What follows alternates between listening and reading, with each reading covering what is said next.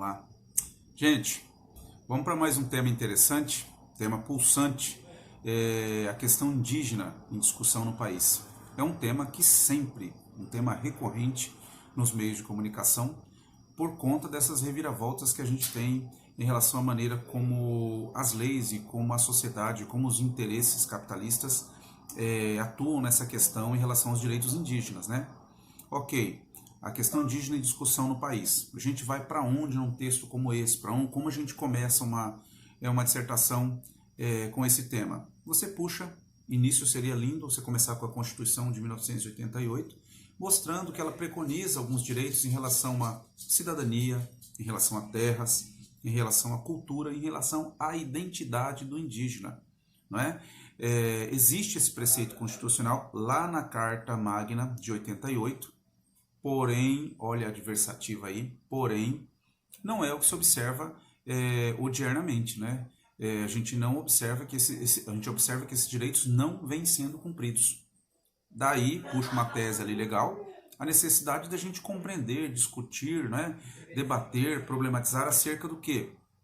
Das implicações de uma questão tão importante como essa e o que isso gera, que consequências que isso traz ao corpo social, né? Ao corpo social, a esse segmento populacional, aos indígenas, ok? Vamos para frente. No D1, Sandro, para onde que eu vou? Olha o retrospecto interessante de você trabalhar a questão do período de colonização. Ou seja, como desde lá do nosso período de colonização, a gente tem a visão do branco sobre o indígena. E como isso foi determinante para essa visão capitalista, para essa visão do branco opressor acerca do indígena. Em relação apenas ao espaço, né? Ele veio e ocupou o espaço. Não, se você caminhar um pouquinho mais no tempo, você observa lá no período dos bandeirantes que as expedições tinham esse caráter, né? A busca lá do ouro, a intenção de você... poxa, houve um trabalho escravo? Houve também. Então, houve um processo no período de colonização em relação à conversão religiosa? Houve também. Então, historicamente, a gente nota que o indígena está aqui e o branco veio nesse processo, o colonizador, né? Devido aos seus interesses, ele veio no sentido de retirar esses direitos, escravizar ou atuar em prol de interesses extremamente de uma sociedade capitalista, né, que visa o lucro. Ok, fechamos um retrospecto bacana, mostrando que sim, isso é um fato histórico que comprova que os indígenas não são tratados da maneira como a Carta Magna propõe. Vamos para o D2. Ué, no seu D2, puxa, que jeito lindo de começar o D2. Você trabalhando, por exemplo, diferentemente daquilo que propõe lá o movimento romântico, não, o movimento indianista da primeira fase, lá do José de Alencar, Peri, né?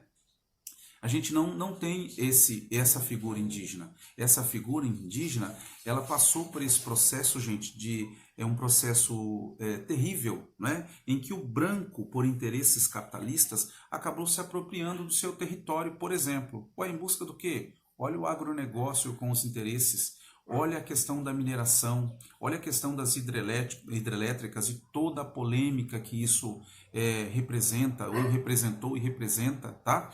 Então você tem todo esse movimento aí em relação ao indígena, não é só em relação ao espaço, é toda essa pluralidade que representa o indígena sendo afetada em relação à língua, em relação aos costumes, em relação à cultura, ou seja, a figura indígena foi tendo seus direitos todos usurpados e todos retirados. Olha as consequências, as implicações de tudo isso para os indígenas. Tá, tudo bem, eu vou lá para a minha PI, e na PI eu chego onde? Posso começar com o governo? Interessante. O governo em relação ao quê? Em relação às políticas públicas.